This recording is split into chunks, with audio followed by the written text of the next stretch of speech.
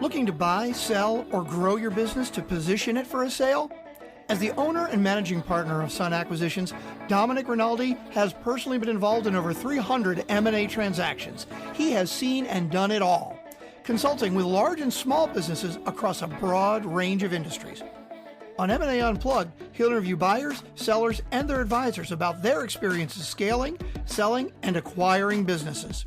On every episode, you will get key learnings, but most importantly, you will be better prepared for your own acquisition or sale.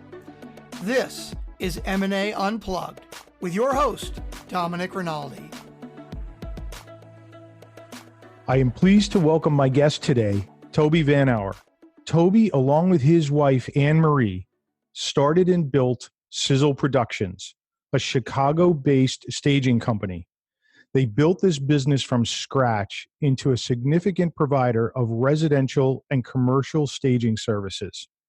For those of you not familiar with staging services, it's become very popular. If you have a home or a commercial space and it's empty, the way to garner the highest value is to have it professionally staged. And these staging companies like Sizzle Productions will come in and stage the space, bring in furniture, lamps, artwork, whatever you need. It's tremendous service and it's growing. And what's so impressive really about this story with Toby and Anne-Marie is that they both left good jobs to start this business. Toby, in fact, was a tax practice leader with Ernst & Young and held a significant position. And Anne-Marie was a successful realtor. And to add to that, they had 2 children in college, lots of responsibilities, and they really left that all behind to start this. To me, that's the definition of an entrepreneur. And in an incredible twist, the ultimate buyers of this business wound up being a husband and wife team. And the husband, in fact, had left his job with a top-tier consulting firm. You couldn't write a better script. Toby, thank you for joining us on this episode of the M&A Unplugged podcast. It must have been somewhat surreal for you to have a husband and wife team make an offer on your business and ultimately buy it and see all the correlations between how you got started and what they were trying to do. Absolutely. And the couple that bought it, in addition to already having one 3-year-old child, they had, I think, a 4-month-old baby on the day that we closed. Unbelievable, right? I think every entrepreneur always envisions someone who will emulate themselves or at least that they can feel comfortable handing off their business to. And we just felt so comfortable with the buyers because they were, we like to say, kind of a mini us. They were just, many years younger, but they had the drive and the energy, and just we saw so many parallels in their lives. Must have felt so good to be turning over the business to a couple like that. That had to be sort of exciting because you built a legacy, right? I mean, you built that business from scratch, and to turn it over in a similar situation must have been so rewarding. Absolutely. And we literally pinch ourselves to say we couldn't have written a script for a better buyer. And again, as you know, the buyers came through Sun Acquisitions. Thank you for that little plug there. You were a pleasure to work with, you and Anne-Marie, and we're so happy. And let's start with where you're at now. So you sold the business, but boy, that wasn't all you sold. You sold your business, you sold your house, you moved, you're in retirement. I mean, I was just talking to you a minute ago before we started here, and you told me 30 minutes ago you were on your boat. That's true. We moved from the North Shore, where we had resided for almost 27 years, and bought a home in South Carolina. And it's on a very large lake, almost 1,000 miles of shoreline. And mid-November, we sold the business. We had a 90-day commitment to the new owners for consulting, if you will, passing the baton to be there to answer questions and make introductions, various assorted housekeeping items and running the bones of the business, if you will, to make sure that we were there to assist in any way that they needed us. That took us through February 15th. We then had two offers on our home within a couple days after it never actually was formally listed. So we had to get going. And wow, the stars just totally aligned. That is just tremendous. There's some studies out there. I shouldn't say there's a lot of studies, but there's studies out there that sometimes, owners sell their businesses and there's some remorse, they didn't feel like the transaction was what they wanted, or they didn't have the next thing to go do. And in your case, in talking to you, it doesn't sound like that's the case at all. every single day, we thank our lucky stars that everything worked out wonderful. And as I mentioned before, we could not have had a better buyer than the two young people who bought it. Absolutely no regrets, not for 1 minute. So happy to hear that. So one in the good column of no remorse and sold the business in a great way, and were able to move on to the next thing that was meaningful in your life. So Toby, congratulations to you and Anne-Marie. Couldn't have happened for two nicer people, and so glad to see that, you've landed where you are. If we could, let's go back to the beginning. I love to hear these stories. I mean, I know you had a fairly significant job, and Anne-Marie was a realtor at the time. And then, you both decide we're going to leave this all behind, and you're going to go start this new thing, which probably back at the time you did this, staging was a known thing, but nowhere near what it is today, right? Exactly, Dominic. When we started, our friends and former colleagues said, well, what are you guys doing with staging? Is that something like, did you guys have a theater background, something with the Schubert Theater? And of course, that was pre-HGTV. It was much more scary, and there were many days that we looked at each other and said, what the heck did we get ourselves into? We did have a business plan, and we said if we kept making our goals and guideposts gave us the signal, okay, we've hit that threshold, we'll invest a little more. But at every juncture, you question it. Unlike the sale of the business, that was in retrospect, comparing the two, a no-brainer. So tell me, so you leave your job, Anne-Marie stops doing realty work, and where did you start? I mean, what was the first thing that you all did?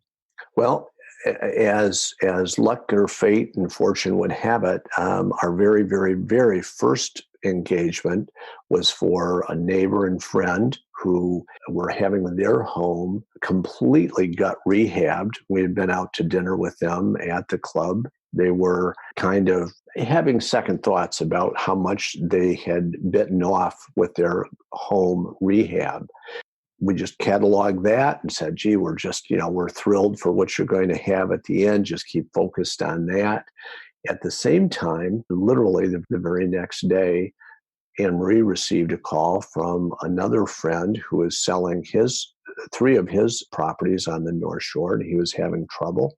And Anne-Marie assessed it. She said, gee, you've got a great team of realtors there, a good agency. I would suggest don't change horses in the middle of the race. That same evening, at about 1 o'clock in the morning, Anne-Marie sat bolted up in bed, and she said, I think I've got the answer. And I'm thinking candidly that she's had like either a nightmare or a sleep talking. And the upshot of it was we put our friends that were having their home refurbished, and they were commiserating the day before about all the consternation they were going to have to go through to have the furniture removed out of the home, put in storage. We said, wait a minute, let's just take all of the furniture from our friend's home and we will put it over into this other individual's home who really needs a model home to help sell all three.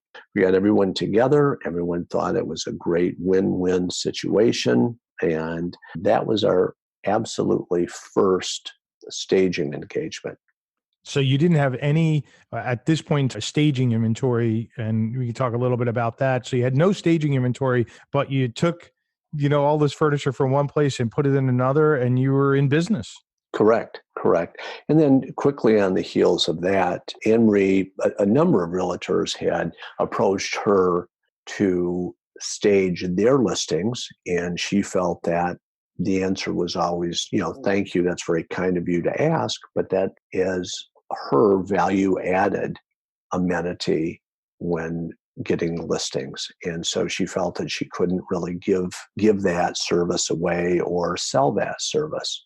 Unfortunately, again, a very close friend of hers who is also a broker in the North Shore said, Emery, I'm going to keep asking you every single day until you say yes. So you might as well just say yes now. We really need to get a new construction, multi-unit building staged. It's just never going to sell. It's too near the railroad track and in the North Shore. And I just know that it would look beautiful if you were to stage it.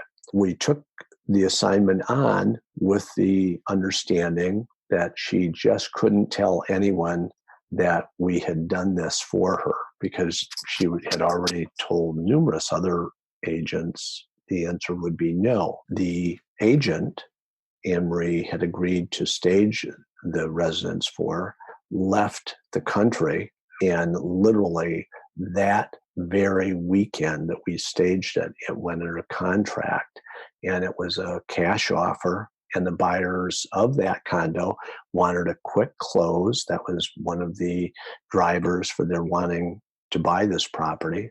They wanted to buy some of the furniture. So the helping realtor had to find out that, yes, Anne Marie and Toby VanOver were the ones who staged it. So the word was out. Was there furniture in this house before, or was it empty? Totally empty. Oh, so it was totally empty. Okay. And we said, well, okay, we'll do it. And we put together a business plan. So that was our first revenue generating staging engagement. And then because Anne Marie had told literally about 12 to 15 other realtors, she then sent out a quick letter saying, just so you know, I'm now going to be offering this to realtors on the North Shore. And it just picked up from there. And within a matter of probably 3 months, we both said, you know what, we're putting a ton of money in this, and we're going to have to jump in with both feet. We can't both do our, what was, 60-hour week other job. And that's when we jumped in with both feet. And the investment was really in what in your business is called inventory, right? Correct. The furniture and the artwork. Lamps, bedding, exactly. So your foothold was on the North Shore and in the Chicago market. And then how did you grow from there? Because I know when you sold it, you were covering a pretty broad area, and you went beyond residential. You were doing commercial properties. Right. We started on the North Shore, and our toehold was new construction. Again, we're going back now, almost 16 years ago. And we realized builders tend to aggregate, and of course, they have their own network, and it became very popular amongst them. Gee, our properties are selling faster. We're getting closer to our asking price, and in some cases over asking price. So they really became our, if you will, early adopters. Then as we looked at potential market, we realized there's a lot more potential in Chicago than there is on the North Shore, be it from Winnetka up through Lake Bluff. Then some of the builders that we had worked with on the North Shore also had projects in the city, and we just naturally migrated to the city. And obviously there was far more business in the city than there was in the North Shore. That's interesting. Why is that? Because there's so many more units in a densely populated area? Absolutely. Okay. Purely numbers. The aggregate population probably of the North Shore is maybe 500,000 people. And that's being generous. You're looking at millions of people So the development size, we did some huge developments, some of the skyline condo buildings in downtown Chicago. We were honored to provide the models for those. After the shakeout, as I call it, when the economy about 9 years ago went south, we actually started doing more individual, smaller residences rather than doing just the large commercial, because that market had evaporated, and we found that was equally profitable, and there were certainly far more single family residents available, be it a condo or townhome, than large developers who needed our services. And what happened during the recession? I know it was so impossible to sell real estate. Did the need for your services increase It during the did. real estate meltdown? It did. Yeah. It was almost the inverse. When things were selling very well, someone would question, do we spend is it an investment that really is going to yield the returns that we want? During the downturn, it was a necessity. And that was truly how prospective sellers viewed the services of staging. Yeah, that makes sense. You needed to have any advantage you could during the real estate meltdown, right? To have your property stand out from all the others. So that makes sense. Yeah. So, Toby, you built this really successful business. You acquired more inventory. It sounds like your relationships just took you in all sorts of directions. And you and Anne Marie really built a tremendous business with a lot of scale. When did you first start thinking, okay, we have something here that might be, really valuable, and we could sell this? I'm not sure that we came to that understanding. We knew that both because of our age and the investment that we had made, that we were going to either have to take it to a next level, which would be perhaps franchising or something on a much larger regional or national level. And quite frankly, we just didn't feel that we had the energy level to do that. Interestingly enough, Ken Kurtz had sent us something back in, I think it was early March of 2018. And I'm not sure if it was something as simple as, what is the right time to sell your business? But he had sent that. At the same time, one of our competitors asked if we could join he and his wife, some of their team members, to go out to dinner and just see if there might be some synergies for us to get together. And it became pretty apparent to us that they were, shall we say, underfunded, and probably it just would not have been a good fit. And we realized that we didn't need to take it any further. But that may have cemented in our mind's eye that may be the right time to at least start exploring. I see. So local competitor approached you, you had what we call a dance with them a little bit, and you realized that, this probably isn't the right exit for us. And it led you down the path to deciding that maybe selling was in the cards. Correct. And then it was somewhat fortuitous at the time. So we thought a friend had called, and he had been one of our primary vendors for one of our lines that we bought wholesale. And he had changed jobs, and I had teased him in the past. He and his wife, we became professional friends as well as personal friends. We actually staged property for them and his brother-in-law and his sister-in-law. And his first name is Stan. And I was teasing Stan and said, well, Stan, I always thought that you were going to either come work with me or you were going to buy the business. And that casual comment led to his introducing us to someone else that was a mutual friend of his who was interested in buying a business. Unfortunately, it also became apparent to Anne Marie and I, this was not the right buyer. He, we think, was both underfunded, didn't have the drive, certainly didn't mate and match all the skill sets that we felt were most important for this business to be successful. So after those two attempts, or maybe not even attempts, but you went down the path a little bit, you decided maybe it's time to bring in a professional.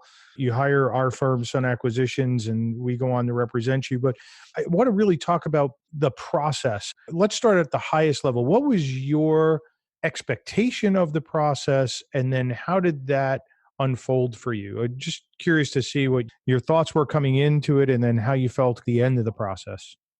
We had, as I said, literally had a brief conversation with Ken Kurtz in March, mid-March.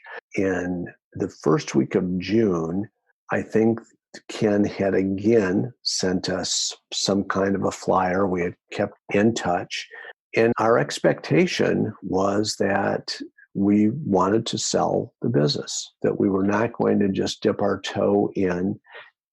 As an entrepreneur, Dominic, I think that we always want to drive the bus. We don't want to be a passenger on it.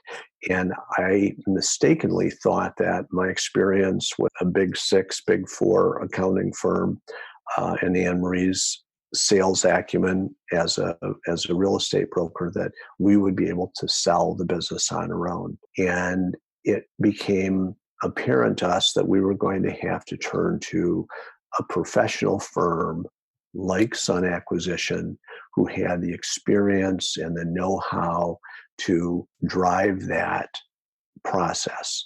And Ken was very professional in our first meeting. We walked away. Our expectations were, this firm has sold a lot of businesses, a lot of different kind of businesses, and we were impressed with the professionalism of our first meeting with Ken. I think that he had introduced us to you also briefly at the conclusion of that meeting.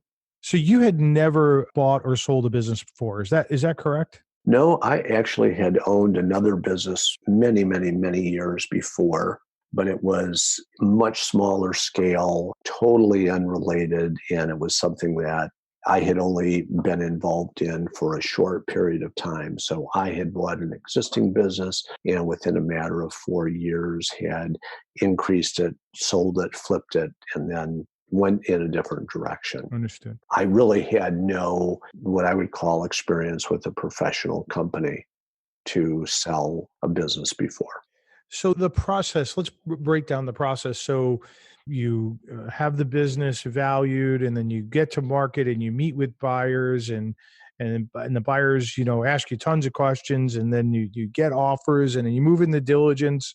There's a lot involved. You got to see firsthand. Had you anticipated all of the things that would go into selling the business? Could you have imagined all the things that would have happened? No.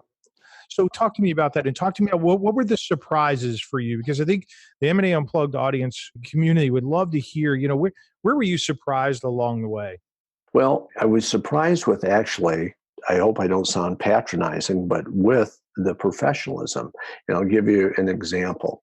We met with Ken the first week of June. And I should let everybody know who Ken is. Ken is one of the advisors here at Sun Acquisitions and helped Toby and Anne Marie get their business sold. So Correct. And of course, he asked for financials, wanted to see cash flow sheets. He also wanted to understand our business to, if you will, I think, verify that we had a viable business, that, we were clean under our fingernails, or everything was as we said it was. So I certainly understood the due diligence that Sun Acquisition did of us. I also appreciated that the time Ken took to understand our business, and he worked through various clarifications on the financials. And he also helped, of course, to develop a marketing brochure. I didn't realize that it would be as in-depth as it actually was. I think that Sun Acquisition really took the time to understand the business. It wasn't, here's a company that does staging. This is what they gross. This is what their expenses are. I was impressed that Sun Acquisitions looked at our business with a large microscope. and they wanted to really understand the nuts and bolts and the financial dynamics of the business. So then you go on to the next step. You started to meet buyers, and talk to me about your experience there in meeting buyers. What was that like? And I know when you met the buyers ultimately bought the business, there was that obvious connection, but you met a bunch of others, and talk about your experience there. What did you learn from going through those discussions and meetings and interviews? Again, going back to our timeline, in mid-July, Ken had finished a marketing material brochure, if you will. He had introduced us to Joe Beer. Joe's title with Sun Acquisition was Director of Closing. And when I say you, Domenic, I mean Sun Acquisition really prepped us well for these will be some of the questions that buyers will want. It really was almost like a tutorial of these will be some of the questions. These, we want you to be forthright, but we also don't want you to, if you will, share too much about the business at this point, place, and time, which I found very valuable, as did Anne Marie. And so you get through the process with buyers and you get offers and you accept an offer and you move into diligence. And, what was that like for you going through due diligence? Well, Anne Marie did the majority of the due diligence. And I will just say that I think Joe was just absolutely nothing short of stellar, Joe Beer. He made sure that it was these 84 line items were in bite size so that we could evaluate them, answer them, respond to them completely, and not be overwhelmed. But it was, at first blush, a rather daunting list of requests. So let's talk about that for a second. Folks that haven't been through the diligence process, when you get to an accepted offer, the first thing the buyer is going to do is deliver a list of all the things they want to see. And in many cases, it's just a standard list that an accountant, an attorney, or some professional will pull together. And we've seen lists as large as 300 plus items. And it can be very daunting. And in your case, I don't know exactly how many items were on it, but it sounds like there were a lot. Yes. Now, I'm going to guess, just having done this a couple hundred times, that half of them didn't even apply to your business. Is that a fair statement? Some of them didn't, and some of them seemed redundant. And as you mentioned, the buyers who bought the business, he was a consultant with part of an M&A practice. So he certainly knew how to look, if you will, at a business. He wanted to see it in 3D. Yeah. And it's not unusual. I mean, this is the opportunity for buyers to really peel back the onion on the business and Correct. And see what's there, which is their right. They're going to spend good money and they need the opportunity to see everything, but it can take time and effort. Can you remember anywhere along that process where you and Anne-Marie looked at each other and went, wow, we're trying to run a business and we've got these requests are coming from every angle. This is just a lot. Yeah, I'm smiling, and Anne-Marie and I absolutely looked at each other and said, "Are you kidding me? Is this really? Do we need to answer all these questions? And why are they asking this? And thank goodness, again, Joe calmly and discreetly broke things down. He articulated the importance, looking at it from the buyer's perspective. And he was a bit of a salesman in that he induced us not push the panic button. We did receive an offer right out of the chute it was actually, I remember it was the 13th of August. Wow, you remember the day. I do. Anne-Marie and I were out of state, and we came back, and Ken had texted saying, call me right away whenever you guys land. We've received a full price offer. And that was on Monday the 13th. And on that Friday, we had met interim time with several other buyers that Sun Acquisition had lined up. And the buyers who ultimately bought the business, we met them Friday afternoon. And I think that we received the offer from them that Friday by days in. So in the diligence process, we get these reactions a lot from people that, oh my goodness, I can't believe the number of requests that are coming our way. Do you think there's anything you could have done while you were running the business that would have made that process simpler, easier? One of the things that Ken and Joe impressed upon us was you need to continue to run the business as though it weren't for sale. So we want you to continue to have the same percentage of growth that you've had every month, every quarter.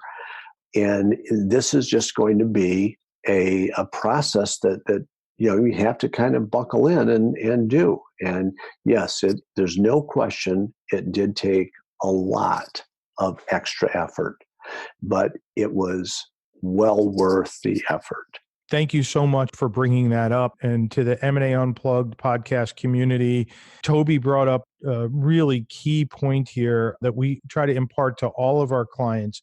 So critical to continue to run your business almost better than ever once you decide to sell. We have had some unfortunate stories where owners, they get ready to sell and they decide to put the business on the market, and then they will check out and they won't pay as much attention and the business suffers. And there's nothing harder for an M&A advisor than representing a business that is in decline. It makes for a very difficult situation and a loss of value for the owner in most cases. So really, point well taken, Toby. Thank you. Thank you. If you allow me to share this, not only to keep the revenue coming in, but changes in personnel. Joe and Ken did such a great job, again, of articulating the importance of continuing, if you will, to polish the business, make sure that it doesn't have any rust spots on it, make sure that everything is running in tip-top shape. And that's, exactly the point. You want to maintain value and get the highest value for your business. Have it doing the best as you're trying to get through the sale process. Correct. So Toby, you're getting through diligence and you're then starting to work with attorneys and finalize the transaction. But there was one other thing in your business that I think is worth just discussing a little bit without, getting into specifics and numbers or anything like that. But you ran the business as a C corporation. And, for those folks who are out there listening and have an entity that's a C corp, when it comes time to sell, there are certain taxes that you're going to have to pay both at the corporate level and the individual level that can really eat into the proceeds of your business. And Toby, we had that situation here. And through some different methodologies, we're able to minimize the tax liability of a C corp because you and Anne-Marie had been such a big part of this business and growing it. And really, the business was built on the backs of the two of you. And so, can you talk about that a little bit?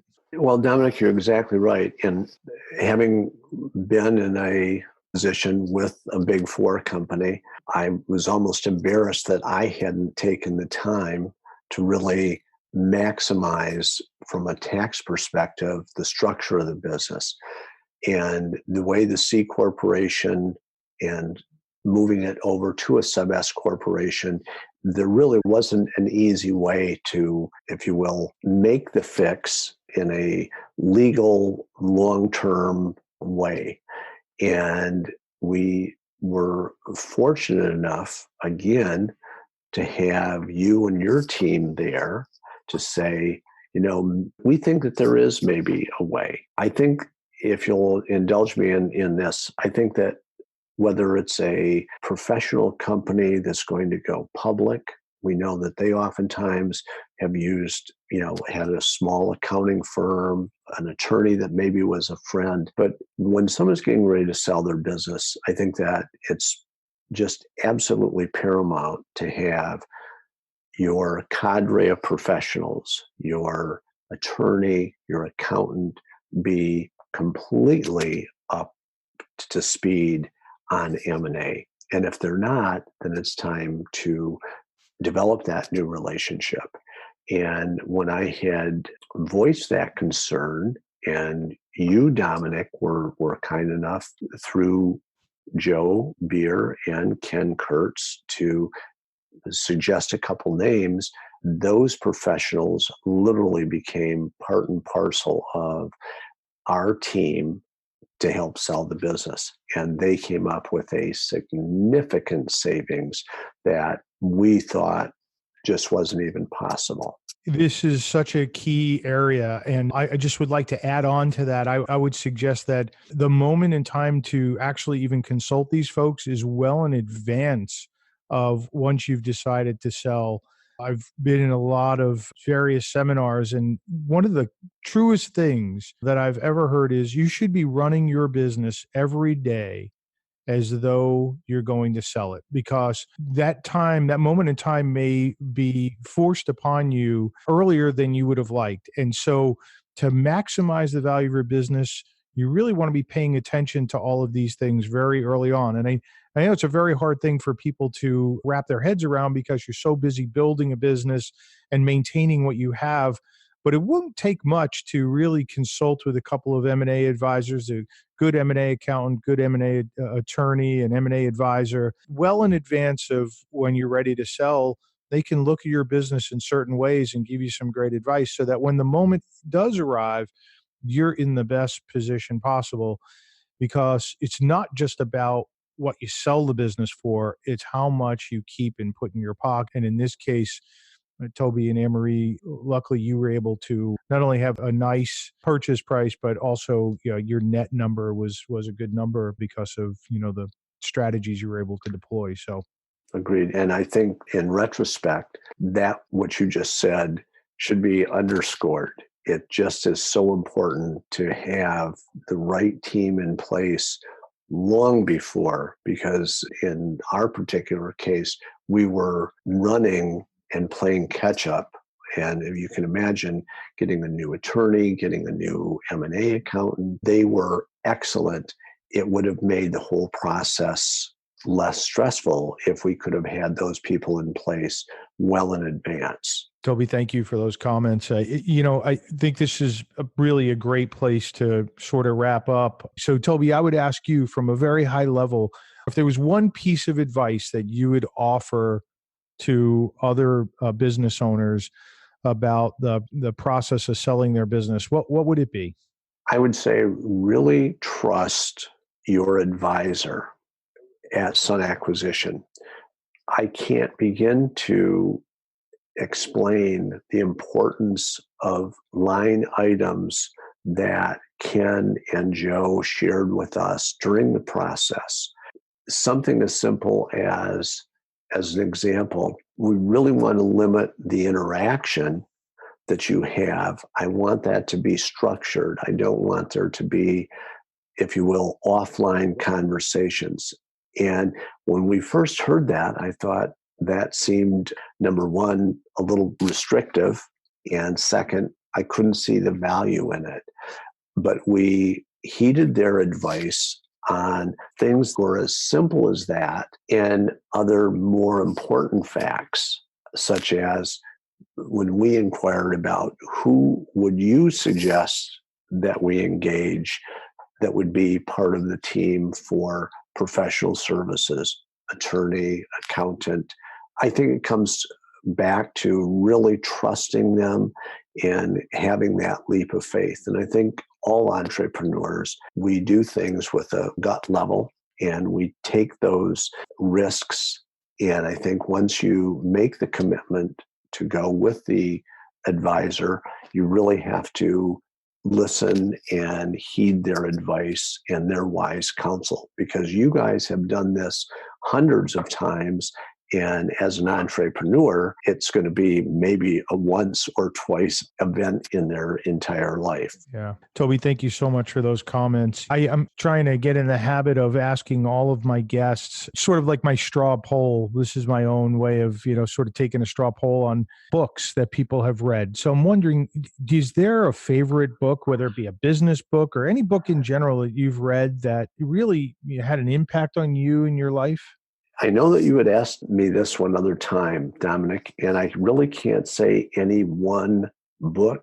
I think that there's a passage about a wise man has many counselors. And I think that there is not one book that I can point to say, this provided me with the counsel or the guidance, but rather a compilation of experiences to come to the realization that when you're going to sell your business, and your business is your baby, I understand that. It was our baby. We lived it and breathed it for not 40 hours or 60 hours or 80 hours, but literally just about every waking moment.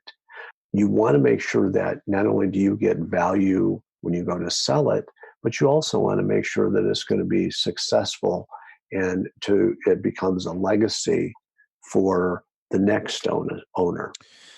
Toby, I want to thank you so much for being our guest today, and so happy for you and Anne Marie, and wish you nothing but the best as you explore your new adventure down in South Carolina. It sounds awesome, and I appreciate you getting off the boat here for 30 minutes or an hour to spend time with us. Domenic, the pleasure is all ours. And again, we can't thank you and the Sun Acquisition team enough. And the very best to you and the team. Thank you.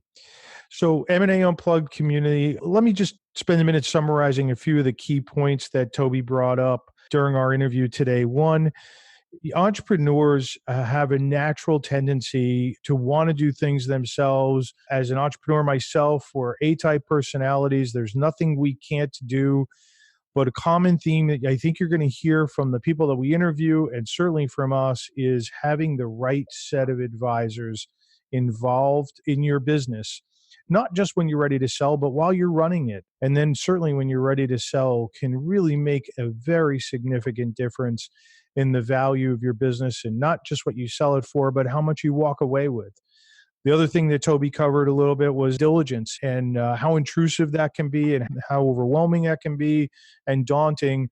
And, with the right set of advisors, you can make your way through that. It may seem daunting, but there's a methodical way to get through it. And there's many things that can be done well in advance of selling your business to make sure that it's in the best shape possible. And then the third, I think, nugget that Toby gave us today, which I think is absolutely true. We say this to people all the time. The moment you decide that you're going to sell your business is the exact time to pay as much attention to it as you possibly can. Keeping the business running smoothly and trending in the right direction, so important to maximizing the value in the final transaction. What a tremendous opportunity to meet with Toby today and interview him, and so happy that him and Anne Marie are enjoying retirement now. All of today's information will be available in the show notes. If you would like to learn more about the process of acquiring or selling a business, please visit our website at sunacquisitions.com, or feel free to reach out to me at drinaldi@sunacquisitions.com. I look forward to seeing you on the next episode of the M&A Unplugged podcast. And until then, please remember that scaling, acquiring, or selling a business takes time, preparation, and the proper knowledge. Thank you for joining us today on M&A Unplugged. If you enjoyed the show, please subscribe, rate, and recommend it wherever you get your podcasts. If you want more great information on how to scale, acquire, or sell a business, please visit our website at sunacquisitions.com.